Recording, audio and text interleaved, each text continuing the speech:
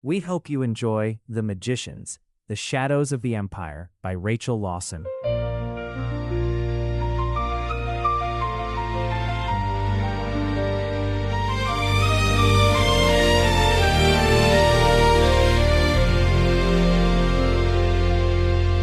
I am lost in the gathering shadows of night's dark harbor, lost to her cool, clear beauty, and how it embraces me in its arms of darkness, surrounding me, calming me, soothing me with its cooling sweet balm of silence. The night is a good friend of mine. It brings a calming, charming, silver stillness that the day cannot bring. I am lost to the gathering shadows of night's dark arbor.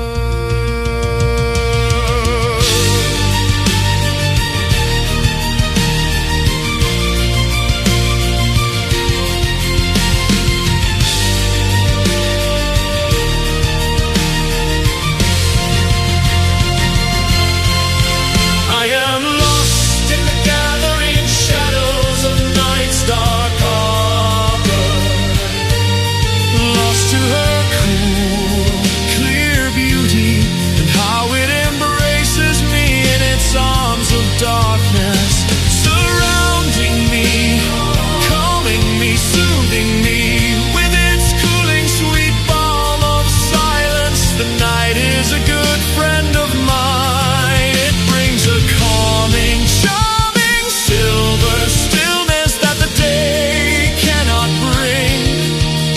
I am lost to the gathering shadows of night's dark harbor.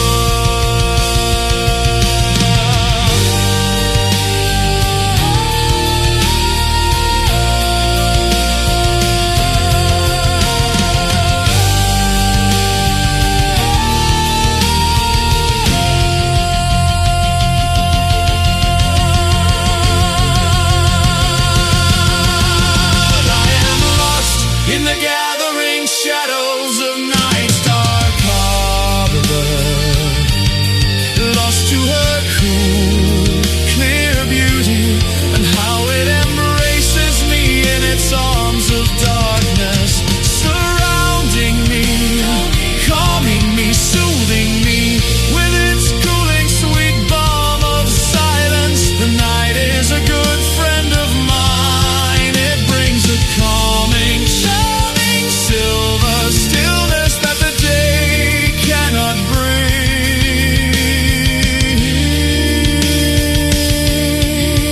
I am lost to the gathering shadows of night's dark arbor.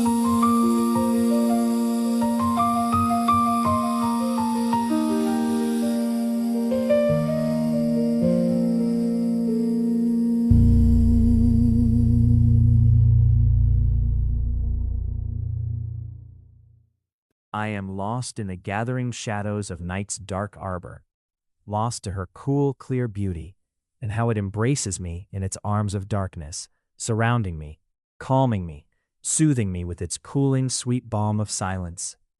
The night is a good friend of mine. It brings a calming, charming, silver stillness that the day cannot bring. I am lost to the gathering shadows of night's dark arbor. Fred's voice trembled as he sang. The masked emperor of the universe, standing beneath the blinding lights of the intergalactic political forum. He repeated the verse again and again, each cycle a confession disguised as art. To the audience, it was a haunting performance. To him, it was far too close to the truth.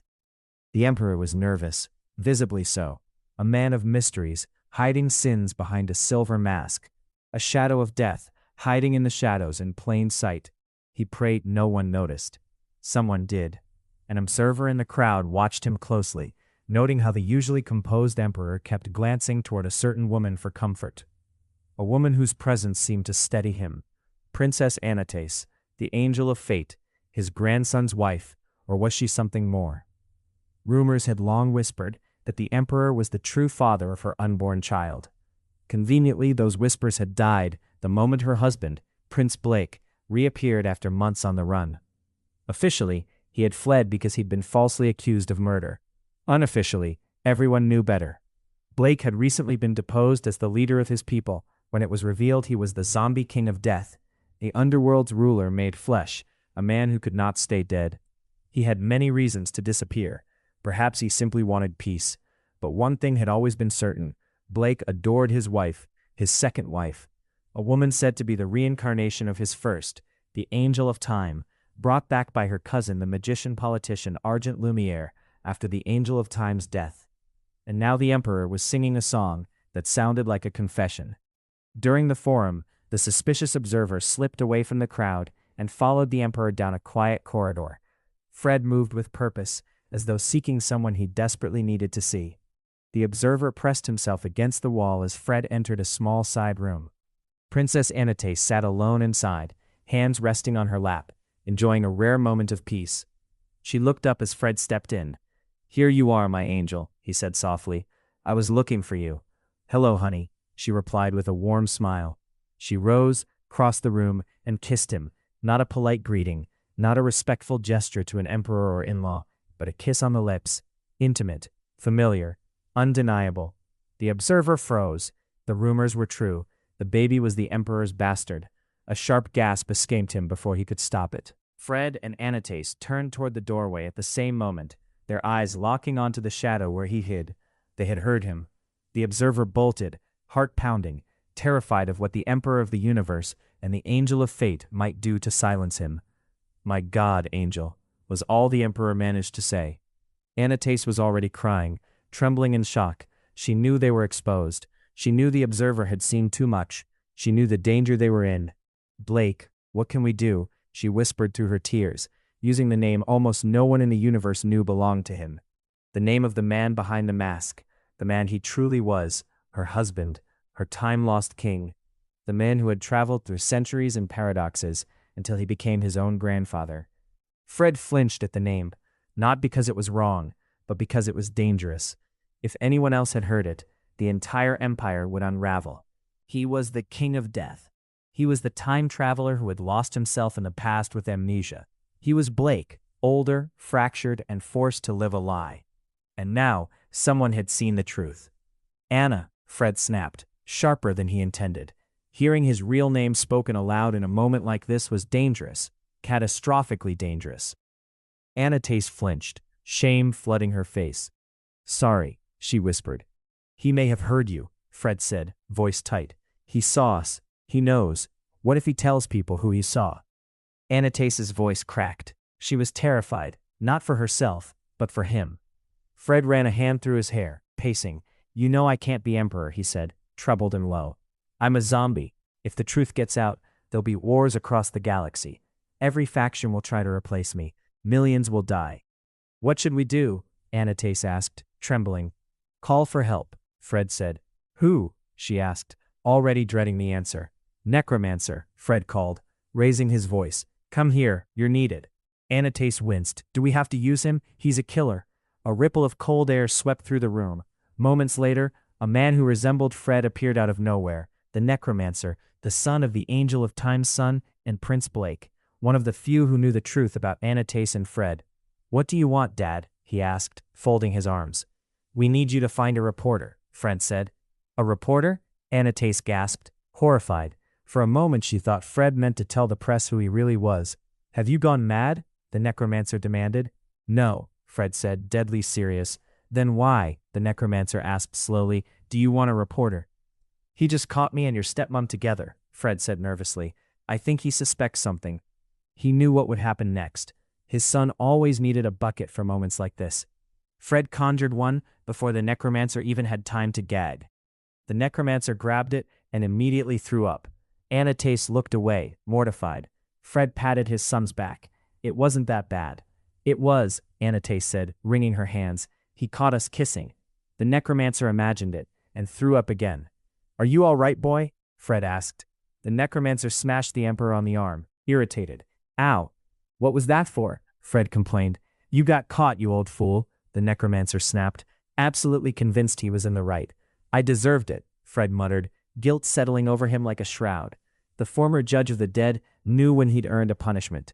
The necromancer glared at him. Who is your reporter? Robert Barker, Fred said. Melbourne Times. Him? He's a gossip columnist, the necromancer said, turning green again at the thought of what he'd just heard. What do you want done with him? He asked, trying to regain his composure, the killer instinct fighting with his weak stomach. It's up to you, Fred said nervously. He knew exactly what he was giving his son, carte blanche. But the situation was dangerous. If it became known that the Emperor was a pretender, the galaxy would erupt. He had seen it before, when his adopted father, the last Emperor of the universe, died. That war had killed trillions. I'll go now, the necromancer muttered, shoving the bucket back at his father with unnecessary force. Then he vanished. Fred and Anatase stared at each other, pale and shaking. They both knew what they had just set in motion. They both knew what it meant. A man was going to die because of them. Later, Fred sat beneath the old tree in the backyard of the house, shared by Anatase and his younger self. He sought solace in the beauty of the night. It was quiet here. A peaceful corner of the world seldom visited by anyone except the occasional Grim Reaper. The garden was the gateway to the afterlife realm, his true domain as the king of the Grim Reapers. The night wrapped around him like an old friend. Anatase stepped outside and saw him sitting there, still and thoughtful, bathed in silver moonlight. Her breath caught. In that moment, she fell in love with him all over again.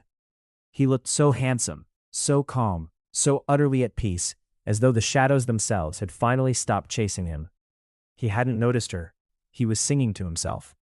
I am lost in the gathering shadows of night's dark arbor, lost to her cool, clear beauty, and how it embraces me in its arms of darkness, surrounding me, calming me, soothing me with its cooling, sweet balm of silence. The night is a good friend of mine.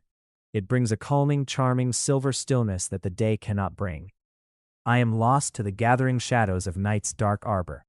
He sang absent-mindedly, sitting in the dappled silver moonlight beneath the ancient tree. Anatase stood, watching him, listening. Her heart ached at the sight of him so peaceful, so unguarded, so utterly himself. Then her foot found a twig. Snap. Fred went silent. He turned toward the sound, eyes searching the shadows, and when he saw her, he smiled. Anatase's heart raced. He looked even more handsome in that moment, bathed in moonlight, shadows softening the sharpness of his grief and guilt. She fell a little more in love with him just standing there. Hello, my angel, Fred said, using the greeting that belonged only to her. Hello, honey, she replied, though her voice carried a hint of awkwardness. Nerves, guilt, longing, all tangled together. Any news about the reporter? Fred asked, anxiety flickering beneath his calm tone. No, Anatase said softly. I came to see you. Blake is waiting by the phones. Blake, the younger version of him, the one who still had a future. Good, Fred murmured, the elder by 1,000 years, worn by time and death, yet still unmistakably human. He rose from the ground, stepped toward her, and kissed her again, a kiss that was both apology and comfort, fear and love intertwined. I hate having to pull rank on Lakelandite to make him kill a man, Fred said quietly, sadness threading through his voice. But I couldn't see any other way out of it. He sighed, guilt settling heavily on his shoulders. It must sound strange coming from the king of death, but I can't stomach death or murder. Must be the former coroner in me. I know, Anatase murmured, wrapping her arms around him. You never could. Fred leaned into her touch, eyes drifting back toward the shadows beneath the tree. I wonder how the hunt's going. Elsewhere, the reporter sat slumped over the bar of his favorite watering hole, getting steadily drunk. He was trying to think of what to do next, weighing up every possible outcome and not liking any of them. Every path he imagined ended with him dead. A man he knew approached, looking unusually grave. Hi, Lance, you having a bad day too? Barker slurred. Yes, though not as bad as yours by the look of it, Lance said, eyeing the 5 empty beer glasses in front of him. Hope you're not planning to drive. No, I'm planning which bridge to visit, Barker muttered. Bridge? Come off it, it can't be that bad, Lance scoffed, then froze as he realized Barker wasn't joking.